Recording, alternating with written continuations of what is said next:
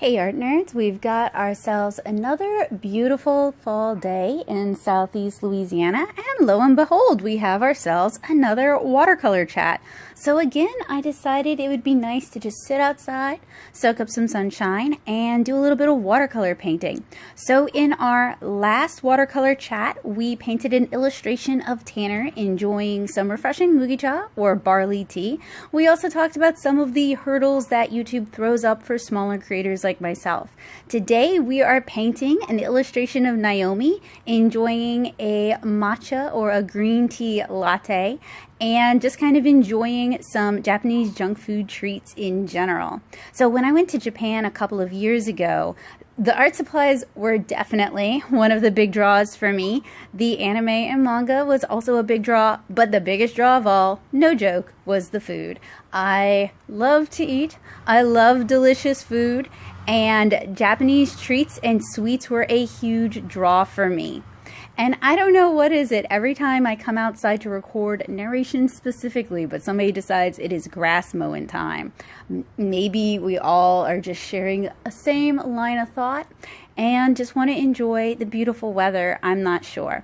So this watercolor illustration series started with Kara and just different teas that I really liked. And I kind of talked myself into doing a couple of bonus illos with Tanner and with Naomi, because Kara got like 9 illustrations, which is excessive. It's a lot. And I felt like they deserve some of the limelight too.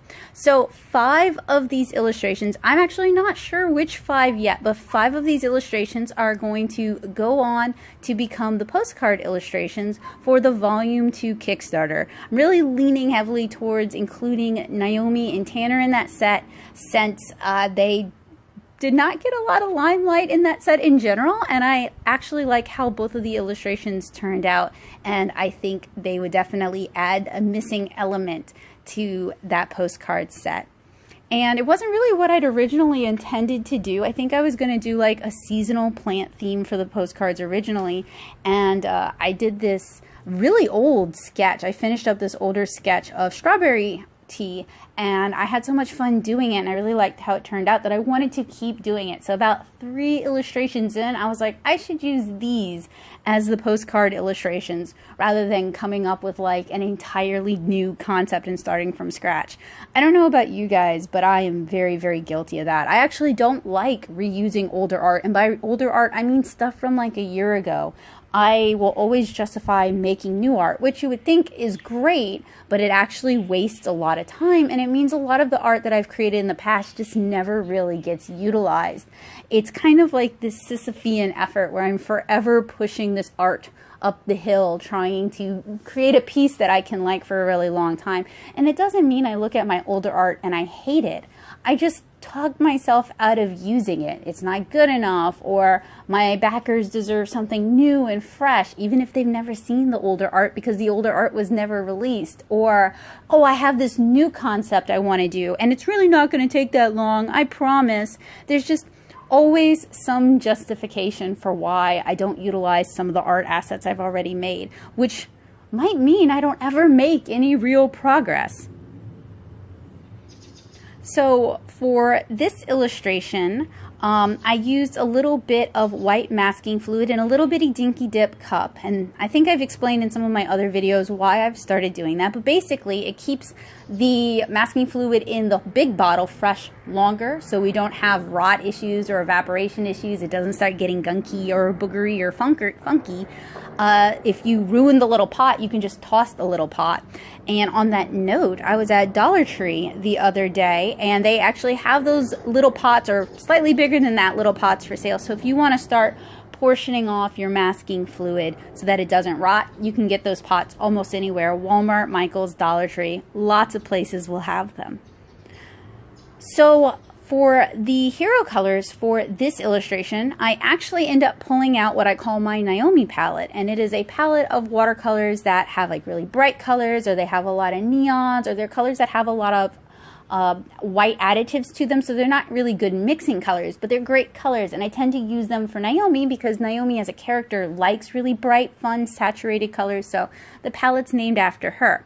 But one of the blues that I used to paint the majority of her clothes. I think it's like manganese blue, and it's an M. Graham's manganese blue.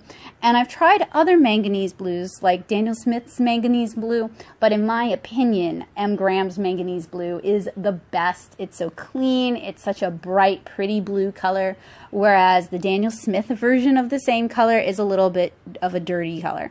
I'm also using Holbein's Green Nova. That's the darker of the bright greens that you guys see here. And it's got a lot of white in it. It has a lot of opacity. When I bought it, I was hoping it would be just like a very clean, transparent, bright green, which is not. And I'd love to find a really bright, clean, transparent, bright green. I really love Winsor Newton Green Gold, so I'm looking for something like that. Granulation is fine. I just am not looking for all the opacity, but I still like Green Nova. It's still useful. It's just not useful in the way I originally intended. Another potential hero color, let's say we've got 3 today, is Van Dyke Brown. I really like using Van Dyke Brown.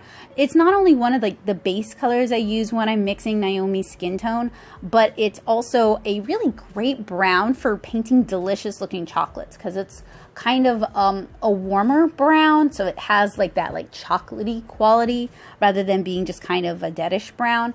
There's also a burnt umber that I use a lot. It's the M. Graham burnt umber, which is a really nice burnt umber. It's a warmer burnt umber. The granulation's a little bit finer than some of the other burnt umbers, so you don't get as many sedimentation issues.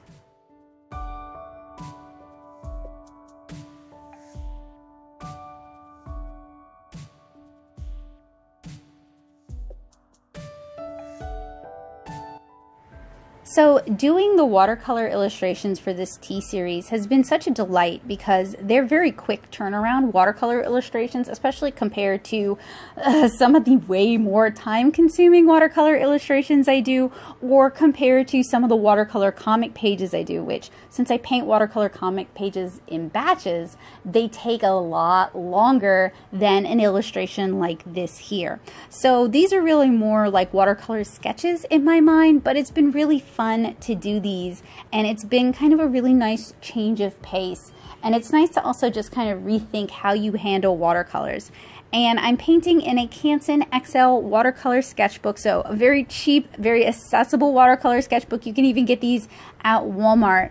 And while it's very cheap, it's my favorite cheap watercolor sketchbook. It performs pretty well considering the price and the accessibility, especially compared to other watercolor sketchbooks in that same price bracket. It is the best in my opinion. I like it better than the Strathmore at a similar price point. I like it better than the Aquabee, which is, I think, kind of weird because it's a mixed paper. It's like cotton and cellulose, and it handles funky. And I like it better than like the Arteza sketchbooks, which have that weird surface, that linen pattern to it. I'm not really a fan of that. I like the more irregular sort of embossed watercolor texture you get with these kind of cellulose watercolor sketchbooks. So it's my favorite. I also like the Canson Montval watercolor sketchbooks, but those are really much harder to find. I don't normally see those in person. So this is my go-to when I need just a watercolor sketchbook for whatever.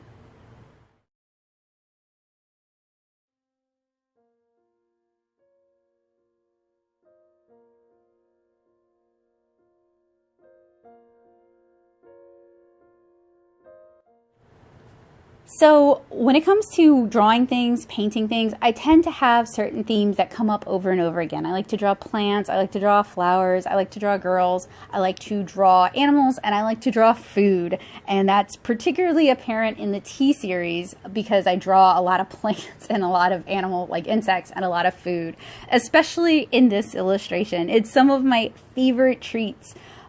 We have green tea Pocky. We have those little mushroom chocolates. We have Sakura Dorayaki, which is so good.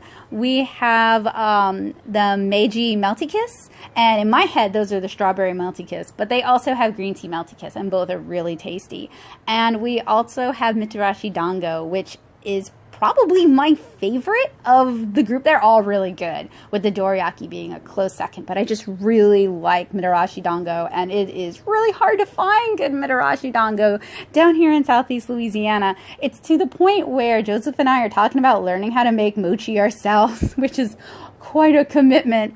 In Nashville, there used to be this little old lady who would make mochi at home and then sell it to Sonobana, the local Japanese grocery store. And we would go on like Mondays because that was her delivery day so that we could get fresh mochi, which was so good. But she retired from making mochi before we moved.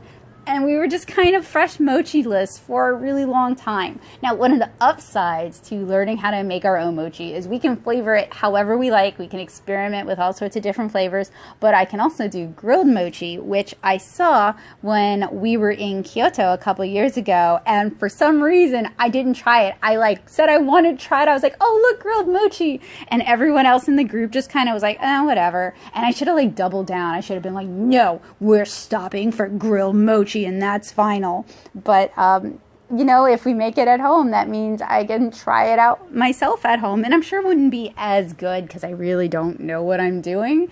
But it's better than not trying. They even sell mochi makers on Amazon, which probably makes the task so much easier. But considering I have made it a grand total of no times, is probably an investment I don't need to make. Now, I do have a nice rice cooker, so that does take a lot of the effort out, but that also means we have to hand pound the mochi.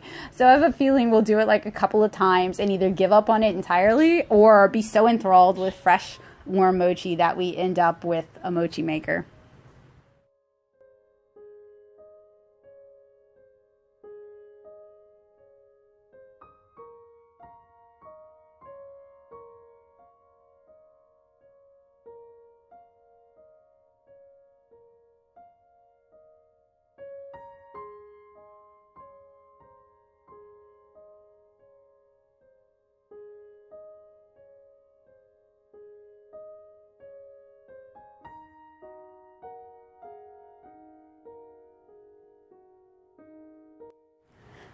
So if you've been enjoying the watercolor chats, but you're looking for more actual watercolor instruction, I have a lot of great stuff here on this channel that I'm going to link to you guys in the cards and in the description below. I have a whole watercolor basics. Actually, I have a, something even more basic than watercolor basics, but I forgot what I titled it.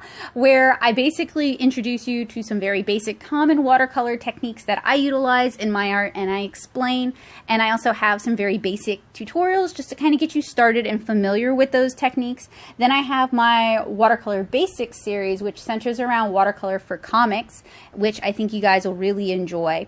And then I have several standalone, much more in-depth watercolor tutorials here on the channel. So I'll link some of my favorites down in the description below, as well as in the cards. And I really hope you guys will check those out and let me know what you think of them, because that's a weird point here on this channel, is that people are always saying, oh, we want more watercolor tutorials. Oh, we'd love it if you did a watercolor live stream. Oh, we want more start to finish tutorials. And you know what's funny? Those are the things that literally do the worst on this channel. The shop with me videos do way better, and those things are so much easier to do than the watercolor tutorials. And I love to paint, and I love sharing watercolor and my love of watercolor with other people. I just can't understand why those videos don't do better. So if you enjoy those videos, it would mean a lot to me if you would take the moment to tell me, because your encouragement really means a lot, and it's pretty much the only reason I'm doing this, because I surely do not make money from this. So your encouragement really means a lot. And it would also be a huge help if you would share some of your favorite tutorials from my channel on a Discord server you use often, in a group chat, on a forum you enjoy, or just share them on social media like, hey, I really enjoyed this tutorial. I think you guys would find it beneficial. You guys cannot, you just don't know what a huge help that kind of word of mouth is, and how important that is to getting new people and helping new people and showing these videos to a new audience. So it would really be a tremendous help, and I would really appreciate it from the bottom of my heart. While Patreon helps a lot in allowing me to purchase some of the materials that I review here on the channel, your positive word of mouth is really the only way this channel can continue to grow, especially based on some of the problems I mentioned in the Tanner Mugicha watercolor chat, where YouTube just makes it very difficult for smaller creators to thrive. So we are almost finished with this watercolor illustration, and we're almost finished with this watercolor chat. All that's left is to add some of the final details with white gouache. And like I say every time, this is one of my favorite parts because this is when the piece really starts to come to life and you can start seeing the character's personality. Which, speaking of, if you'd like to get to know Naomi better, you can get to know her better in 7-inch Kara, which is my beautiful watercolor comic. I can't say just kickstarted it. We've successfully kickstarted volume 2 in July, and we are currently in the preprint process. We've been working with Versa to get volume 2 printed, and I think we're finally at the stage where they're actually gonna print the book. So I'm really excited about that, and I've been sharing that journey here on YouTube, but also on the Kickstarter and Patreon exclusive blog. So if you're interested in learning about making and printing your own books, you guys can join me over on Patreon, and that'll get you access to the blog since the Kickstarter has ended. But you can also read the first 7 chapters of this comic for free at 7inchkara.com or on the Tumblr, 7inchkara.tumblr.com. And I hope you guys will let me know what you think of it. It has been such a labor of love. It's still ongoing. I'm taking a bit of a hiatus to get volume 2 printed and to work on some pitch comics and to also just make some not necessarily Kara related art. But I plan on starting chapter 9, which reintroduces Tanner, who seems to be like everybody's favorite character, in the near future.